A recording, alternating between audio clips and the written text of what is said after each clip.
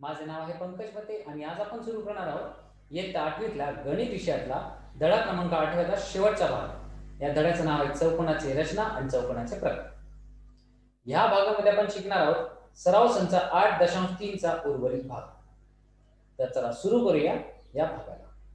सराव संच 8.3 यात चौथा प्रश्न दिला आहे, एका चौकोनाच्या 4 क्रमागत कोनांचे प्रमाण एकास दोनास तिन्यास 4 इतके आहे, तर तो कोणत्या प्रकारचा चौकोन असेल। म्हणजे ह्या प्रश्नामध्ये आपल्याला काय दिले, कोनांचे आपल्याला गुणोत्तर दिले आहे एकास दोनास तिन्यास 4 आणि आपल्याला ओळखायचा हा कुठल्या प्रकारचा कोन आहे।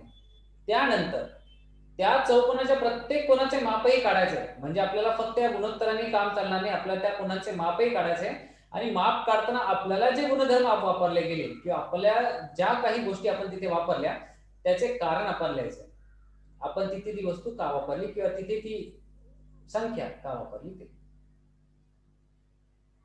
तर चला या प्रश्नाची उकल काढू सुरुवात करूया आपल्या एका छोट्याशा आकृतीने।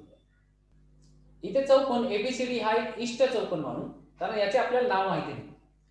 समजा कोन ए, कोन बी, कोन सी आणि कोन डी या सर्वांची मापे आपल्याला एकास दोनास तिनास 4 असे दिले आहे। तर इथे आपण मानू शकतो कोन ए चे माप 1 दिले, कोन बी चे माप 2 दिले, कोन सी चे माप 3 दिले आणि कोन डी चे माप 4 दिले। परंतु आपल्याला हे माहिती नाही हे कोन किती अंशाचे आहेत। त्यासाठी आपण एक काम करू, कोन ए, कोन बी, कोन सी, कोन डी यांची मापे अनुक्रमे आपण x, 2x, 3x आणि 4x असे मानून घेऊ। आता आपल्याला हे माहिती आहे चौकोनाच्या सर्व बाजूंची जर कोनांची आपण बेरीज केली, चौकोनाच्या सर्व कोनांची आपण जर बेरीज केली तर ती बरोबर 360 अंश इतके येते। मग आपण काम केले या सर्व कोनांची आपण जे आपण मांडले आहेत x, 2x, 3x आणि 4x या चारही कोनांची आपण बेरीज केली। आता बेरीज करून काय मिळाले, x + 2x + 3x + 4x हे एका बाजूला डाव्या बाजूला आले आणि 360 अंश आपल्याला कोनांची एकूण बेरीज होते। म्हणजे चारही कोनांच्या मापांची बेरीज आपण जर केली तर 360 अंश येते, ती येते डाव्या बाजूला। आता आपण काय केले, कारण आपल्याला पाहायचे ही x ची किंमत किती आहे त्याकरता। तर आपण आता या सगळ्यांची बेरीज केली तर आपल्याला उत्तर किती आले, x + 2x हे 3x झाले, 3x + 3x हे 6x झाले आणि 6x + 4x झाले बरोबर 10x। तर आपल्याला डाव्या बाजूला भेटले 10x आणि उजव्या बाजूला 360। आता हा 10 ही संख्या ही गुणाकारात आहे, विरुद्ध दिशेला जाईल तर भागाकारात जाईल। तर 360 भागिले 10 हे उत्तर आले, x चे उत्तर किती मिळाले 36। म्हणजे x ची संख्या 36 भेटली। आता ही x ची संख्या अनुक्रमे या सर्व कोनांच्या मापांमध्ये टाकू आणि पाहू आपल्याला काय माप मिळते। ते इथे पहा, कोन ए हे माप x होते म्हणून a चे माप जायला आपण 336 इथे पाहू शकता। आपण कोन ए हा x अंशाचा घेतला होता म्हणून डायरेक्टली आपण कोन ए चे माप 36 अंश लिहू। कोन बी हा 2x म्हणून मानला होता म्हणून 2 × 36 लिहिलं तर 72 अंश झाले। कोन सी हा आपला 3x मानला होता म्हणून 3 × 36 हे बरोबर 108 अंश झाले। आणि कोन 4 हा खरं तर 4x म्हणून मानला होता तर x च्या जागी 36 ठेवले तर 4 × 36 झाले 144 अंश। आता पहा कोन ए आणि कोन डी ह्या बाजूच्या कोनांची बेरीज केली आणि कोन बी आणि कोन सी ह्या बाजूच्या कोनांची बेरीज केली तर अर्थात आपल्याला किती मिळाले, 180 अंश आणि इतके 180 अंश।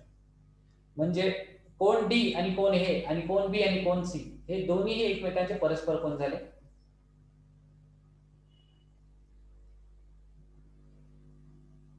आता बाजू एडी आणि बाजू बीसी या इथे आपण समजले की ही समांतर नाहीये, त्यामुळे कोन एबीसीडी च्या सम्मुख बाजूंची एकच जोडी समांतर असते आणि समलंब चौकोन। याचा अर्थ काय, हा चौकोन एबीसीडी हा एक समलंब चौकोन आपला मिळाला। दिलेल्या चौकोना समलंब चौकोन आहे आपण उत्तर लिहितोय, कारण सम्मुख कोनांची एक बाजूची एकच जोडी समांतर आहे आणि चौकोनाची मापे अनुक्रमे आपल्याला ती भेटली 36 अंश, 72 अंश, 108 अंश आणि 144 अंश। आता वळूया पुढच्या प्रश्नाकडे। प्रश्न क्रमांक 5 इथे चौकोन बीएआरसी असा काढा की बीए ची लांबी आणि बीसी ची लांबी दोन्ही समान आहे, ती आहे 4.2। एसी ची लांबी आहे 6 सेंटीमीटर आणि एआर आणि सीआर या दोघांची लांबी समान आहे, ती आहे 5.6 सेंटीमीटर इतकी। तर आपल्याला काढायचं आहे कोण आपला चौकोन बीएआरसी। तर आपण एक कच्ची आकृती पहिल्यांदा करून घेऊ। तर कच्च्या आकृतीत आपल्याला कळते की आपल्याला हा एक कर्ण दिलेला आहे। तर सगळ्यात पहिले आपण पाया बनवून घेऊ, जो पाया रेषाखंड AR चा आहे आणि त्याचा लांबी आहे 5.6 सेंटीमीटर इतकी. सगळ्यात पहिले आपण पाया काढला, त्याची लांबी ठेवली 5.6 सेंटीमीटर आणि दोन्ही बाजूला नावे ठेवली A आणि R. आता काय करायचं, आता आपण पहिल्यांदा हा वरचा बिंदू काढू.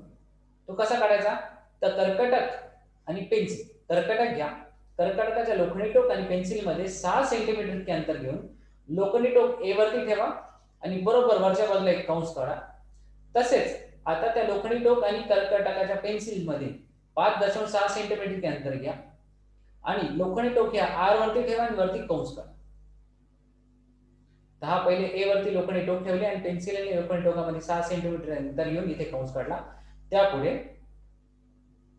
R वरती लोखंडी टोक ठेवले आणि पेन्सिल आणि लोखंडी टोकामध्ये 5.6 सेंटीमीटर इतके अंतर घेऊन आपण कंस काढला. तो कंस बरोबर या कंसाला छेदणारा पाहिजे.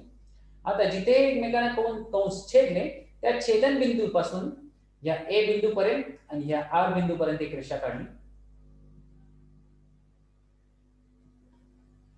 आणि या नाव दिले C. आता काम करू, हा C बिंदू B बिंदू पासून 4.2 सेंटीमीटर इतका आहे आणि A पासून सुद्धा 4.2 सेंटीमीटर इतका आहे. तर काम करूया, पुन्हा लोखंडी टोक कर्कटकाचे आणि पेन्सिल मध्ये 4.2 सेंटीमीटर इतके माप घेतले आणि इथे ह्या बाजूस डाव्या बाजूला आपण कंस केला आणि बरोबर तितकेच माप घेऊन लोखंडी टोक आपण C वरती ठेवले आणि त्या कंसाला छेदणारा अजून एक कंस काढला. तर हा C वरनं एक कंस काढला 4.2 सेंटीमीटर इतका. तसेच A वरनं एक कंस काढला जो बरोबर 4.2 सेंटीमीटर इतका आहे आणि कंस दोन्ही एकमेकांना छेदतात. जिथे छेदतात त्या छेदन बिंदूपासून इथे छेदतात त्या छेदन बिंदूपासून A पर्यंत एक रेषा काढली आणि या छेदन बिंदूपासून C पर्यंत एक रेषा काढली आणि या छेदन बिंदूला नाव दिले आपण B. तर अशा प्रकारे आपल्याला BARC नावाचा एक चौकोन मिळाला.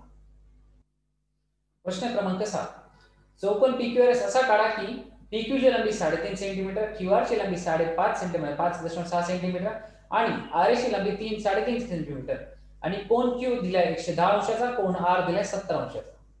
आता आपल्याला PQRS हा समांतरभुज आहे ही माहिती दिल्यास वरीलपैकी कोणती माहिती देणे आवश्यक नाही ते लिहा. म्हणजे ह्या वरीलपैकी कुठल्या माहितीची गरज नसताना सुद्धा आपण हा चौकोन, हा समांतरभुज चौकोन काढू शकलो असतो ते आपण सांगतो. तर सर्वात पहिले आपण हा चौकोन काढू आणि त्याआधी एक कच्ची आकृती. ही बनवली कच्ची आकृती जिथे आपला समांतरभुज चौकोन दाखवला, ज्यामध्ये R चे कोनाचे माप दिले 70 अंश आणि Q चे कोनाचे माप दिले 110 अंश. आता मी सगळ्यात तुम्हाला आधी म्हटले की आपण पहिले पाया बनवून घेऊ. तर ही झाली रेषाखंड. तर हा झाला रेषाखंड RQ ज्याचे अंतर आहे 5.6 सेंटीमीटर इतके. आता नेहमी लक्षात ठेवा, आपण जेव्हाही दोन बाजूला कोन दिले असतील किंवा एकच कोन दिला असेल तर आपण नेहमी डाव्या बाजूपासून कोनाचे मोजमाप करायला सुरुवात करणार आहोत. तर कोन मापक पहिले R या बिंदूवरती बरोबर ठेवले, त्याचा मध्य या कोनाचा मध्य बरोबर ह्या R वरती आला पाहिजे आणि ही जी आडवी रेषा आहे ती बरोबर ह्या RQ लाईन वरती आली पाहिजे किंवा रेषेवरती आली पाहिजे. आता आपल्या 70 अंशाचा कोन करायचा तर बरोबर 70 अंशाच्या पुढे आपण एक लाल टिपका ठेवला किंवा बिंदू घेतला आणि या R मधून ह्या बिंदूमधून जाणारी, R पासून या बिंदूमधून जाणारी एक किरण काढली. अशा प्रकारे आपल्याला भेटला हा 70 अंशाचा कोन. आता लक्षात घ्या, R पासून S हा 3.5 सेंटीमीटर इतका अंतरावरती आहे. तर काय करायचं, तर एक काम करू, कर्कटक घ्या, कर्कटकाच्या लोखंडी टोकात आणि पेन्सिल मध्ये 3.5 सेंटीमीटर इतके अंतर असेल असे अंतर घ्या. ते लोखंडी टोक ठेवा R वरती आणि बरोबर त्या किरणावरती एक कंस काढला. ते जेव्हाही कंस काढतो ह्या रेषेला छेदणारा कंस मिळाला त्यावेळेस आपल्याला काय मिळाला, S हा नावाचा बिंदू. आता त्यापुढे आपल्याला Q वरती कोन मापक ठेवायचा आणि इथे 110 अंशाचा कोन काढायचा. तर Q वरती कोन मापक ठेवले आणि 110 अंशाचा कोन आपल्याला भेटला. तिथे आपण लाल बिंदू ठेवला आणि या Q बिंदू पासून ह्या बिंदूवरून जाणारी किरण काढली. त्यापुढे आपल्याला माहिती आहे समभुज चौकोन बाजूंची लांबी समान असते. तर हा जर 3.5 सेंटीमीटरचा आहे तर हा PQ सुद्धा 3.5 सेंटीमीटरचाच असणार. तर आपण एक काम केले,